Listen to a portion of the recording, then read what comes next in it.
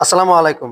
আমার কাছে অনেকে জানতে চান যে একটি সাইড ওয়েক বিহীন একটি ভিটামিন সিরাপ বা একটা ভিটামিনের নাম বলেন যেটা খেলে আমাদের শরীরের জন্য ভীষণ উপকারী। তেমনি একটি সাইড ওয়েক বিহীন আমাদের শরীরের জন্য ভীষণ উপকারী একটি ভিটামিনের নাম হলো ক্যাবিক সি প্লাস। ক্যাবিক সি প্লাস এই ট্যাবলেটটিতে রয়েছে ক্যালসিয়াম এবং ভিটামিন ডি, রয়েছে ভিটামিন সি। এই তিনটি উপাদানই কিন্তু আমাদের শরীরের জন্য ভীষণ উপকারী।